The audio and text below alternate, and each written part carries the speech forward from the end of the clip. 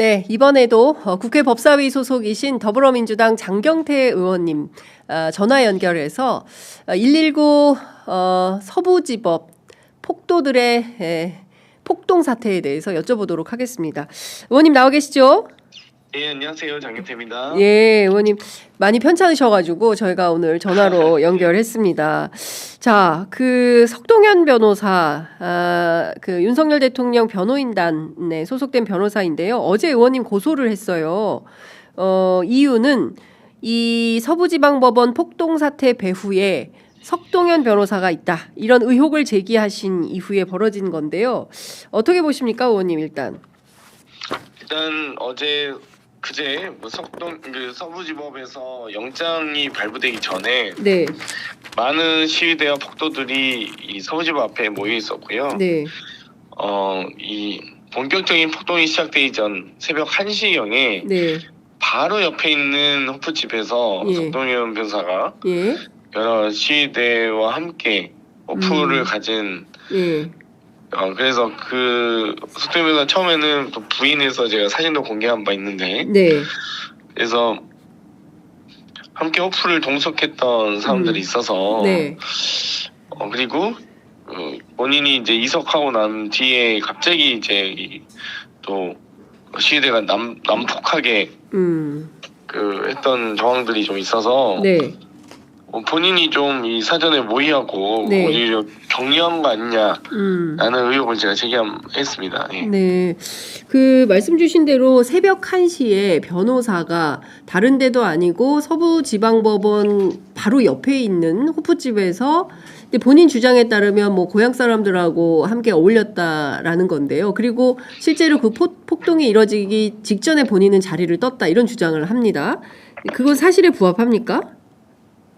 일단 본인이 11시경에 마포서를 갔다고 했고요. 네. 또 고향 어르신들을 만났다고 했고 예. 자리를 떴다고 이제 이렇게 얘기를 했는데 예.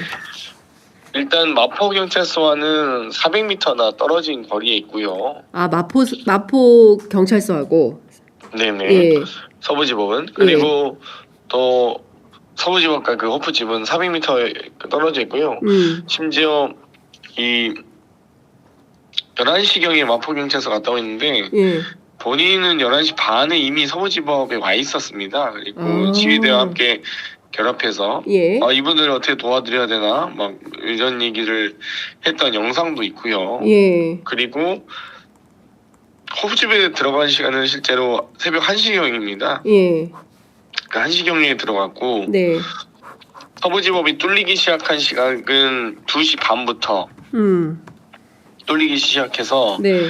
실제 법원이 폭동이 일어난 거는 법원에 이제 진입한 것은 네. 3시경이거든요. 그렇기 때문에 이 영장 발부 소식은 3시 넘어서 알려졌는데 예. 이미 그 전에 2시 반부터 법원 진입이 시작하기 때문에 네. 그리고 예. 석동현 변호사 왔다 가고 나서 더 폭동이 난폭해졌다는 제보가 있었습니다. 그렇기 때문에 저는 이 사전 모의 가능성이나 어떤 여러 배후 가능성에 대해서 예. 당연히 예. 그런 가능성을 제기할 수밖에 없었고요. 네네. 만약 석동현 변호사 근데 또 뭐 어르신거 있었다.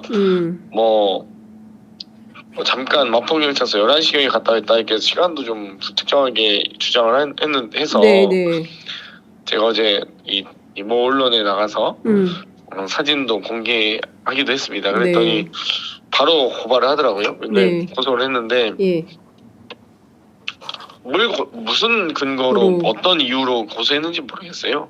어떤 본인의 명예를 훼손했는지 잘 모르겠는데 네, 아무튼 그러니까 본인은 배우가 아니다라는 건데 의원님께서 공개하신 사진을 보니까 어르신이라고 하기에는 젊은이들인데요. 제보자의 이야기도 예.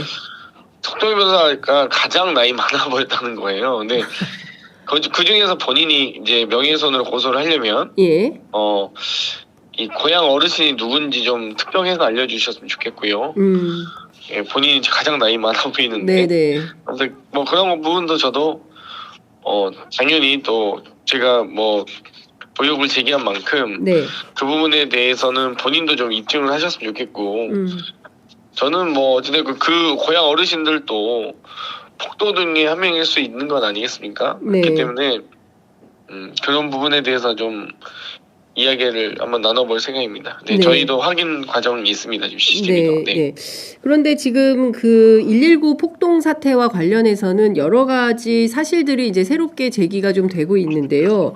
오늘 아침 뉴스공장에서는 그 방화를 하려던 한 그 남성이 확인이 좀 되기도 했어요.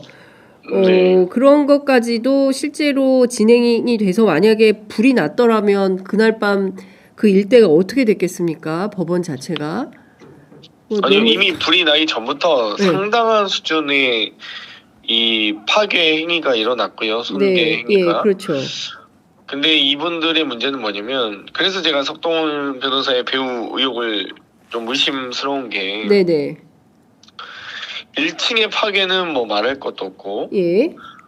영장 판사의 집무실이 있었던 네. 2층, 3층, 4층, 5층, 6층은 파괴가 아주 경미합니다. 예. 근데 경량. 이 폭도들이 예. 7층만. 7층으로 가서 음. 아주 그리고 심지어 유리문을 이제 파손하고 그 소위 진입하기 어려운 공간을 네. 파손하면서까지 강제로 진입을 해요. 예. 그러니까 변호사도 7층 판사실은 못 간다는데 음.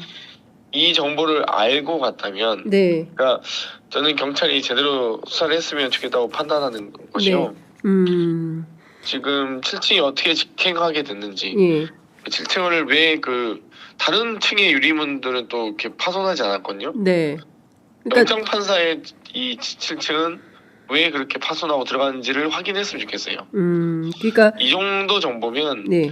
저는 구구 유튜버보다는 석동 변호사가 그래서 알려준 게 아니냐라는 합리적 의심을 할 수밖에 없는 겁니다. 네. 그러니까 의원님께서 의심하시는 바로는 이 그 변호인인 그 석동현 변호사가 7층으로 가라라고 알려주지 않는 한 이 사람들이 어떻게 알고 7층을 갔겠냐 이런 합리적 의심을 하신다는 거잖아요. 아니 저도 법사위원인데 네. 서부지법의 영장판사실이 7층인 건 모르죠. 몰랐죠. 이번에 처음 알게 되신 거 아닙니까? 저도 그렇죠. 예. 구구 유튜버가 더 전문성이 있는지는 모르겠는데 그 말이 안 되죠. 예. 네네 말도 안 되죠. 저도 저기 그 서부지법 취재 많이 했지만 7층에 영장 전담 판사실이 있는지는 몰랐습니다. 그런데 그 구체적 예. 그 이 배치도까지는 사실 예. 잘 관심이 없죠. 그렇습니다. 일반인들은. 예. 네. 예. 그리고 판사 뭐 좀 취재가 쉽지 않기 때문에 어려워요. 기자들도 그렇죠. 예, 법원 출입들 해도 뭐 참 심지어 그 7층 이 판사실은 예. 변호인들도 진입이 안 된다는 거예요. 그러니까 위치는 물론 예. 아는 변호인들도 있지만 예. 근데 또 하나 변호인들도 진입이 안 되는데 폭도들이 들어갔다는 건 더 문제가 심각한 거죠. 예. 또 하나는요, 의원님. 그 당일날 그 2030 젊은 층들 그리고 MBC 보도에 따르면 특정 종교에 가입되어 있는 교도들이 특히 후문에 많이 있었다. 그리고 DC 갤러리인가 거기에는 정문으로 너무 집결하지 말고 후문이 취약하니까 후문으로 가라. 그래서 실제로 후문으로 많이 이제 들어갔다라는 건데요. 이런 정보 또한 누군가 주지 않고서는 알기 어려운 정보 아닐까요? 뭐 일단 후문이 취약한 부분은 뭐 그 시위대 내에서의 정보 공유가 가능하다고 생각합니다. 그러니까 그 현장 상황은 후문부터 뚫렸다고 하더라고요. 네. 후문부터 뚫렸기 때문에 예. 뭐 그런 정보 공유는 가능하다. 2시 반부터 이미 10분여 만에 거의 이 정문과 후문 등은 사실상 뚫렸다고 얘기를 많이 하고요. 예. 이 법원에 진입해서 예. 기물을 파손하면서 경찰을 폭행하면서까지 과연 왜 진입했는지 예. 이런 부분은 알려져야 된다고 보고요. 예.